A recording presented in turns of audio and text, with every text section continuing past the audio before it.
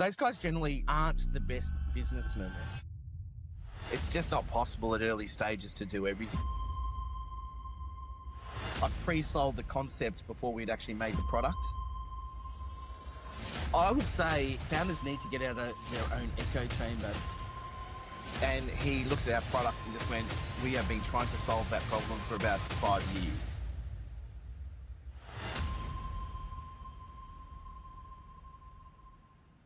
Welcome back to the CEO and the Salesman Podcast. My name's Matthew. Today I'm joined by my good friend, Tony Singh. G'day, Tony. How you going? Great, mate.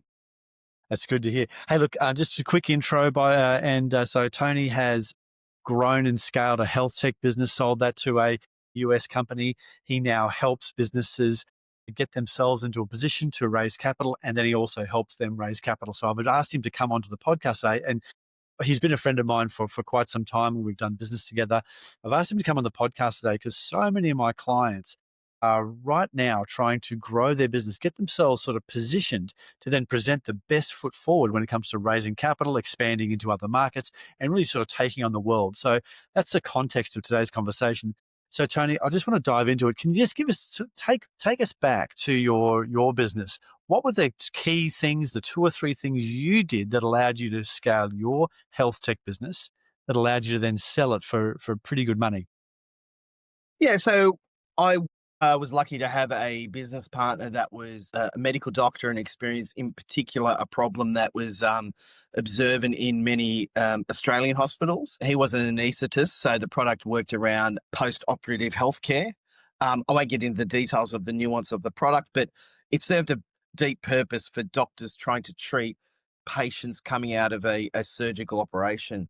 A medical doctor as my business partner was key to understanding the problem we were trying to solve. The worst thing entrepreneurs can do is think there's a problem, try and solve it with a product, and they find out that no one really is interested in solving that problem or won't pay you for the problem you've tried to solve. So yeah, luckily, right. It's sort of like the old the story you hear from Steve Jobs. He only ever had a test group of one. He came out of his brain. It was his way or the highway. But what I say to a lot of entrepreneurs, there's only one Steve Jobs. If you're Steve Jobs, then good for you. But there's only one of those guys out there, and the rest of the people have got to find experts and make sure those people are really in those right positions, right? Absolutely. I mean, most products are solving a problem, unless you are like Steve Jobs, who are creating new industries and a new way of people communicating. That's a whole different ballgame. I think 99% of the world is just trying to solve problems that we face every day. Totally. Yeah, absolutely. So what were the 3 or 4 things that you did in Mobito? Mobito. Mobito, what are the 3 or 4 things you did in Mobito that got you to a point where you got the attention of US healthcare businesses? Yeah, so we understood the problem that we're trying to solve. So we built a product around it using my salesman hat because I was the CEO of the business. I pre-sold the concept before we'd actually made the product. So I made sure that I spoke to enough CEOs of hospitals to understand and confirm that the problem we're solving was actually going to be a product that they'd be interested in buying. And that certainly was proven early. But selling early, the concept, the idea, the features, the things that are going to address the issue, definitely got the tick. Pre-sold, then turned around to the tech team and said, hey guys, I think we better build this thing because they've paid some money for it. So we had to rush and build the concept that we'd thought about and put together in sort of lightweight form. Took us 3 months to grind that out. And then we had our first trial partnership with a hospital that went very well. It did everything sort of we understood it to do. We scaled it to about 30 hospitals in Australia, each paying sort of like an annual revenue license or annual license to have this product running. We thought, how good are we doing? We must be ready for an economy like the US, not knowing anything about the US or launching anything there. So we ended up spending about $20,000 to go to New York for a conference on this specific area. So I had been to New York before, visiting, but never for business. Rocked up with, my suitcase and laid out on the table the product and sat at this conference. Luckily, right next to us was the company called iProcedures and the CEO, Manny Vindier, who was right next to us in the booths, like in a conference situation. Yep. And we got talking, as you do, to the people next to you. And he looked at our product and just went, We have been trying to solve that problem for about 5 years. And Wow. serendipity was that we'd solved his problem. He hadn't seen it in the market in the US. So I was excited from the perspective of, oh, wow, we could partner with this group, help us get in the US. We don't understand the US market. What an opportunity. Spent some sort of social time with him to understand who we were as business owners and as product owners. After a sort of week or 2 weeks of engaging with him and their business, they decided to basically purchase our product and our company. Wow. And so what was the timeline between a good idea and getting paid An out, exit. getting that offer? It was about 2.5, 3 years, which I think Yeah, is okay. pretty quick. Certainly wasn't my Pretty quick. intention to exit. Our goal was actually to expand in the US. We weren't even thinking about exiting. But yeah, like 3 years it took basically. Yeah, got it. Yeah, So for the people listening, it's going to be, okay, so test the market and make sure there's actually a need and a desire and a want for what you've got out there. Then you actually got them to put their money where their mouth is and sell some, because people can indicate their interest. And I've seen this so many times. Oh yeah, that sounds interesting. And that gives the entrepreneur the I guess the emotional authority to go and spend $1 million developing something. And then when they come back and say, oh, we just said it was interesting, we didn't actually want to buy it. And then show up and get lucky. And I know that sounds like how do you get lucky? Well, you get lucky by showing up. You get lucky by going out there and seeing the absolutely. world and having conversations. So many entrepreneurs I speak to find themselves sort of beavering away in the basement, so to speak. They're on their computer in their home office. They don't really get out there and talk to the world. And talking to the world is exactly what you just said, Tony. You find a situation where their luck happens when you're out there. It's hard to find a partner if you don't try to go out and get lucky. Absolutely. And I think looking at products at a certain price point, and our product, the price point was quite high because we're in the medical context. There's no way on earth a CEO of a hospital is going to buy your product by seeing a click link on a website. It's not an Amazon product. It's not a $5 TV product. It's thousands of dollars. It's integrated into their hospital environment. So they have to understand, is it a trusted product? Does it do what we need? Do I trust the guys that are doing it? So there's a lot of things in that require personal trust connection. Yes. Yeah. So you need to show them that you are a company that's worthy of you, or of their purchase, or a product is worthy of it. Yeah, look, I see that so often. I have said in webinars and to people in the past that your business can only grow at the speed in which you can build and transfer trust. So in that, Good how statement. quickly, and so you've obviously done that with your business partner being in the medical space, and then just getting out there and showing that you can do what you said you can do. Absolutely. Yeah. Yeah. Trust is a key factor. Absolutely. So, mate, so transitioning over to your current life, because you've had that previous life. You're an engineer. You worked at large corporates. You've then built this product. You scaled it and sold it. Now you're like you deploy your own capital, but you also help businesses grow, and you also help them gain and I guess raise capital as well. So have you got? I know that you're quite a structured and systems thinker. How do you go about assessing businesses? Just sort of talk us through the process of discovering a company, becoming an advisor if you do become an advisor, and how do people get to that point where they can raise capital?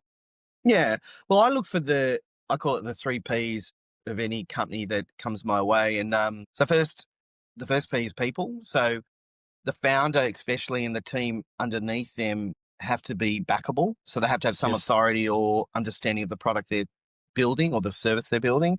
And they have to be trustworthy, back to that trust idea. You have to meet with them, understand them, look at their history, just basically talk to them and see if they're the real legit thing. They understand what they're trying to solve. That's a key part. The people issue is massive and obviously builds that authority. The next is the product, the actual product that you've got. What is it? What does it look like? How is it deployed? Obviously, tech products are easy. You get rid of the deployment issue with being able to be technically focused, but what's the environment you're working in? Is it hard to deploy? Is it hard to get out to the customer? That product. And the next is your process. And the process is based around, how does it generate revenue? How does it actually return back into the company's accounts revenue? Is it a long cycle? Is it a short cycle? a lot of founders don't focus too much on that process, but the process side is very important, to nail down as a business.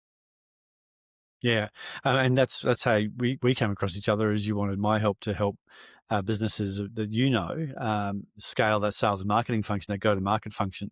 So, and which I appreciate, obviously.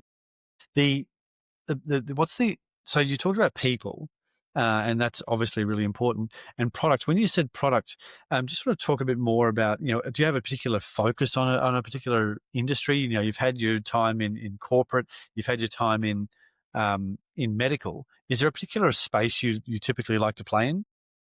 So I like looking at all types of venture, and I like the idea of scaling businesses. So I look at businesses that have the ability to scale. If you're a mum and dad corner store, that's really not of interest to me personally. I mean, they're wonderful businesses in their own right, but certainly not an investable business. Investable business needs to show returns greater than just an income for the founder. It has to make a return to the investor that's put money into it. So the only way you can get that is through a scalable business, something that can do multiple returns. So the product has to reflect that kind of framework. Is it a scalable product? Can it be sold to many people, not just in a country like Australia, but in the US, in Europe? And how does it get to that market? If there's if you have to deliver it by carrier pigeon, every version of this product, well, it's going to be a difficult proposition to scale. So I very much look at that. Is that product scalable? We do invest in manufactured goods, which have a limit to scale, but the distribution can be massive too. So manufactured products are great. They have some unique IP, but there are a lot of challenges in creating a physical product, and that is around distribution. But yeah, certainly scalable has to be the key factor of any product we deal with. Yeah, got it. Okay. Now, also, you've taken on the role of advisor. Do you want to talk? So, are you able to talk about some of your advisory roles you've taken on? Yeah, absolutely. So I guess through my experience of capital raising and exit, I kind of understood how the VC and private equity markets work. And I'll be careful what I say because I have a lot of friends in PE and in the VC world, but those guys generally aren't the best businessmen. And I might be, flogged for saying that, but they're good at managing money and understanding the nuance of Yes. financials.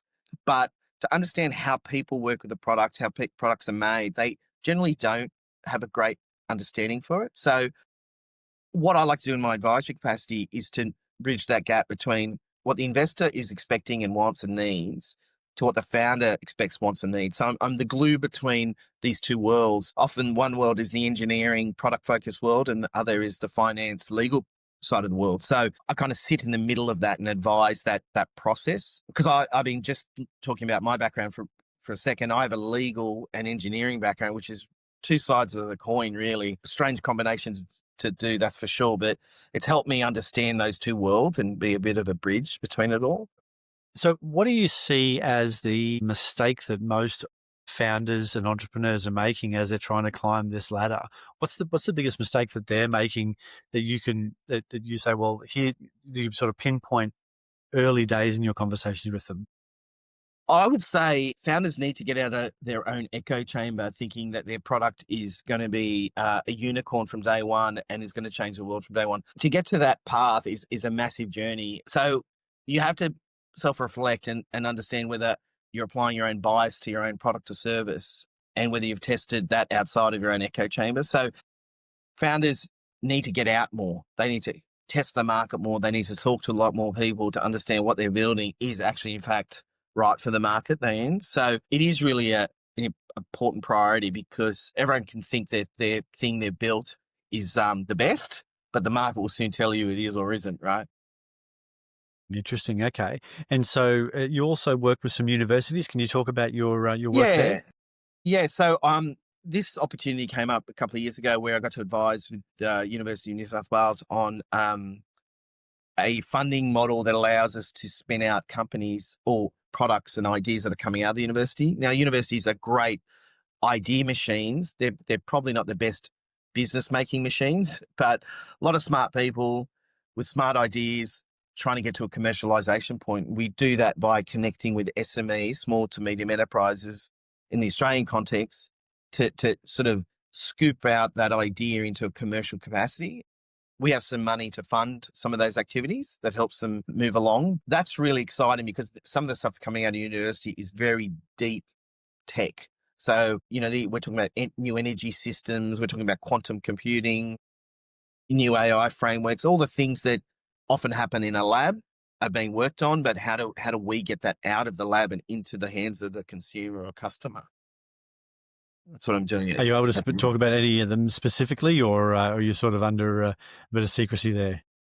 A little bit, but I'll speak about one that's quite public at the moment. I won't talk about the academics' names, but there's a product that basically was created, which is a fire retardant paint. So imagine paint on the side of your house. You literally could throw a flamethrower at the paint or the side of your house and it won't catch on fire. Now, this paint has been proven. It was in the media recently. They've had investment. They've got a product out there at the moment. I think you can buy it in Bunnings, which is a warehouse place in Australia. Sort of like Home Depot over here. Home Depot, that's right. Yeah. They're actually in talks with the US, I think Californian government, around mandating that this product be applied to houses in that area who were prone to bushfires. So imagine the success of this product. You've got every house on it, prevents it from burning down in the event of a bushfire. It looks like normal, everyday paint. There's nothing different in it, but it's fire retardant. Brilliant idea. Wow. I mean, you can't switch on the news for a news cycle without seeing, either Australia or California on fire. So right. It's got to be a huge, product. It sounds really exciting. Yeah.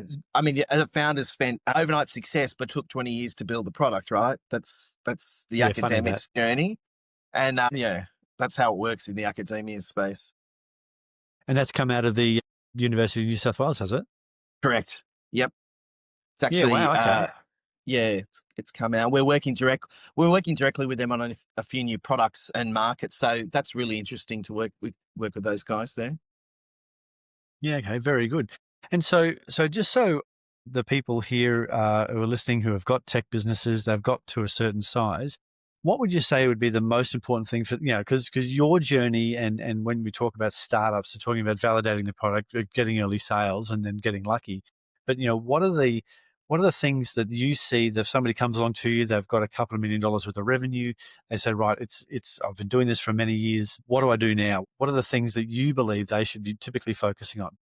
Yeah. Okay. So I'd say to all founders, use the thought or the idea of money as a leverage point for your business. Money is really just fuel to get you to the next step. So ask yourself, if I was to take a capital raise of $1, $2, $3 million, how am I going to spend it and what impact do I think it will have? Unless you've got those ideas clear in your head, money doesn't find you very, very quickly. So you've got to be very clear to yourself, but also investors, what exactly the money will be spent on and what you expect the outcome to be. It's great that if you come to an investment group's advisory that you have validation and sales. That's always a great thing. But then you need to articulate, well, with extra money, we can do X to get to Y. And if you make that story clear and you can articulate it clearly, money finds you a lot quicker. It's those that struggle with articulating that point really fail to get the outcome they want. Got it. And where do you see most money being deployed? Let's say you help somebody raise capital. How are those entrepreneurs deploying their capital? Is it with people? Is investment in marketing? Is it investment in product? Where do most, or is it across the board? Well, because I work with a lot of engineering science types, their focus is always more money, better product. And my specific advisory is no, more money should be going into sales and marketing because it translates to more sales. So there's always a tendency, once again, for founders who are passionate about a product to spend more money on the product to improve it or make it better and tweak it here or there. It's not the way to do it. If you've got a product that's already proven, go with what you got and get more of it into the hands of those that want it, and then use the sales to inject back into your product cycle to build more of your product. So I always advise it should be spent on more sales and marketing efforts. Got it. Okay. And so do you, just so people can understand, is it, when you say invest in sales and marketing, is that engaging with employing those types of individuals in the organization so those businesses can take those teams on board? Is that how you want to spend the money? It could be, like, Matthew, finding good salespeople is very hard. So I always encourage strategic partnerships, working with people that know what they're doing, number one, but also partnering with companies that can assist you in finding those markets that you're after. Um, I mean, businesses doesn't operate as an island. We work in a community, in a group of people. And so you can find people like that everywhere. You just have to broaden your thinking a little bit. And I think sometimes founders get insular with what they've built as being able to solve every problem that comes their way. You need to leverage with the help of others, but also, partnering with others that can do more than what you can do in your own company. It's just not possible at early stages to do everything. You just can't do it. So capital helps you find those partners that you need to get to where you want to be. So just want to get your hot take, because there's lots of ways that people can find that business acceleration, that business help. Have you had much exposure to the typical or incubators or accelerators that are out there available? Because if there's an entrepreneur listening to this, okay, cool, I've got to get I've got to get the other components. I'm a good engineer, or I'm a good whatever it is. Do they go to an accelerator? Is that a good place? Have you had much success or seen those people graduate out of those successfully? I think there is some world famous ones like Y Combinator in Los Angeles, in the US. It's a phenomenal experiment in that process. I mean, some of the companies that came out of that are like Uber and massive Heaps. company, all the big ones. I think there are so many incubators these days that VCs use as a lead in for deal flow. But the problem when you cheapen and I should be careful with the word cheapen, but make it easy to get into an incubator or an accelerator without really validating your ideas, is that you could have anyone sitting around one day around a barbecue going, I've got a great idea for X. I might go and try and build a business around X. Now, I always kind of laugh when I hear that, because we've all got great ideas, but to actually run a functional business from just an idea, it's very, very difficult. So Yes. it's a long journey. It's a lot of slog. You've got to be really passionate about what you're actually trying to solve. You've got to put in the hours, often unpaid, to get to where you've got to go. So accelerators are great. There's a lot of community feel with accelerators and that vibe of who's out there that could help me. There's a lot of connections that are made, but it's not always the be all and end all of your business. It's probably a start and maybe a teaser, a taster of who's out there, but it's not really everything that you need for your business. Okay. So you mentioned community. I think that's really interesting. How would an entrepreneur who's been beavering away in their own environment, who's been building in the shadows, so to speak, in their on their computer, they've built an idea, they've matured the idea, maybe they've got one or two. What sort of have you seen any communities that are useful for these people to go out there and engage with to sort of give a bit of oxygen, a bit of sunlight to their product?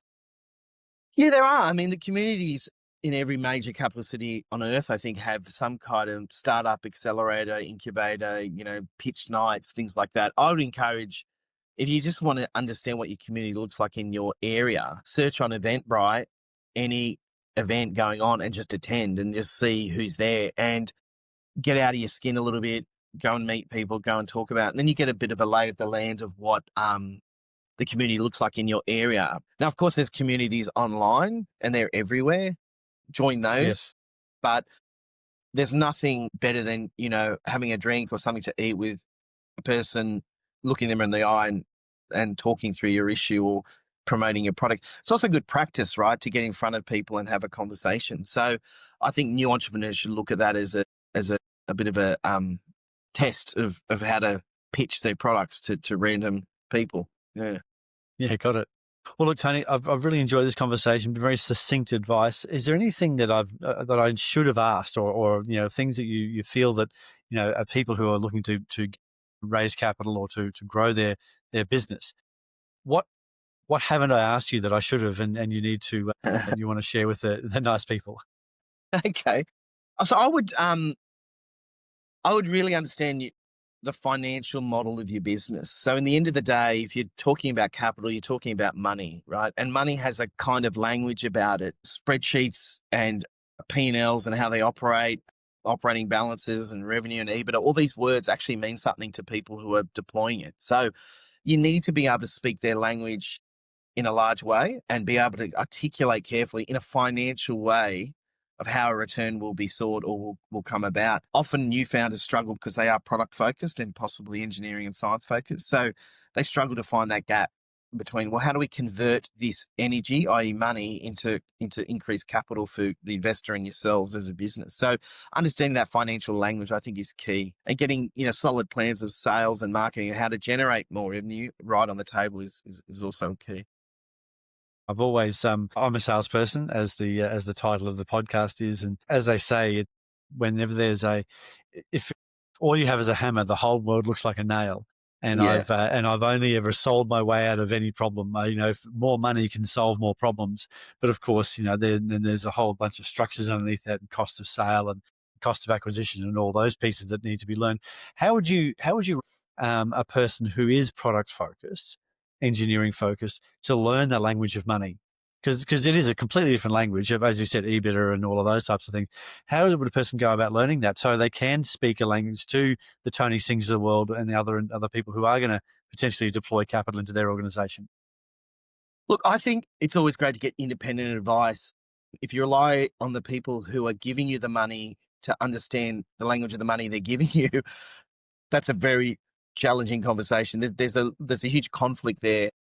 Yes, VCs, private equity groups will explain their terms only, right? Their interests are a return on the money they give you always, right? They're backing you, but they want a return. They're not there for fun. They want to see a return. So get independent advice. Companies like mine do that piece, but there are a lot of companies out there that offer that advisory section of, well, this is what money looks like. This is what it is. So if you don't understand these terms yourself and can't have the conversation, I'd encourage to seek advice broadly. yeah, got it. And so, is your accountant a good place to start? I mean, I'm just trying to dumb Yeah, it down sure. for people. I know it's been a few years since you've had to think about this type of basic stuff, but I want to make sure this is valuable for everybody in the audience. So, is the first conversation an accountant? Is the first conversation? So, where do we go for that? Yeah, I always say an accountant is great at often organizing your taxes and paying for what you did last year, right? But doesn't Yes, necessarily have the idea of what not next year looks like. They're not geared that way, accountants. And I think there is a gap in the market of articulating what a advisor or a consultant can do going forward, because you have to think outside the box. You've got to look at revenue in a way that it doesn't exist yet, but what would it look like if it did? And what can we do with this product and this market with a future gaze? Accountants generally are not future gazers. They're post right. managers The of, scorekeepers. money. Yeah, that's right. I mean, they're critical and important, and some accountants do offer this service. I certainly work with a few, but by and large, accountants just understand the baseline of what you've got. There are a lot of tools out there to help you understand what these terms could be. And it doesn't have to be necessarily too onerous, the understanding some of this language, but getting advice from people who have exited startups always helps, and are in the sort of financial startup world, or in the world of raising capital, can definitely help you. Yeah, cool. Well, and just on that, my accountant's excellent. Shout out to David. So, and we've been with him for a long time. He's certainly advised some pretty complex and interesting things over the years. It's been fantastic. So, as you said, some accountants are well trained and certainly capable. I can certainly say that of mine. Well, look, Tony, I've really enjoyed our conversation today. So it's the way that you grew your business was really interesting. So you tested the market, you made some sales, then you actually solved the problem, and then you got lucky. I think that's sort of the reverse way of how many entrepreneurs do it. They sit there, they think about it, they're probably in the midst of the problem, and then they go and solve the problem, and then they go try to find a market, and that's a Yeah. really interesting way of solving it. So you sort of brought cash in, or promissory in, before you even had built a product. And Yes. that's if anybody was to read a book about Oracle and how that started, and or many of the other tech giants that are out there that really change the world, they often did sell something before they really even had it. So you're following a well-worn path there, mate. I think entrepreneurs have a little bit of cheekiness about them, right? They have to operate outside the norms of society often to get to where they've got to be. But as long as you're not committing any criminal offenses, I think that's all kosher. We just, you execute on your promises that you make and make sure it gets done. And that's the job of the entrepreneur, to execute on the promise you've made to the market and your customers. Mate, what a fantastic way to finish the podcast. Look, I really appreciate your time. I know you're a busy man. I'll let you go. Thanks so much for your time today, Tony. If anybody wants to get in touch with you, how should they do that? Just Tony at vitruviansolutions.com.au and email to send it to me there, and happy to chat. Yeah, I'll put those links down below in the show notes. And when you see Tony on LinkedIn or out there in the world providing advice, say good day. Cheers. Thanks, Matthew. Thanks, mate. Bye for now. Cheers. Bye.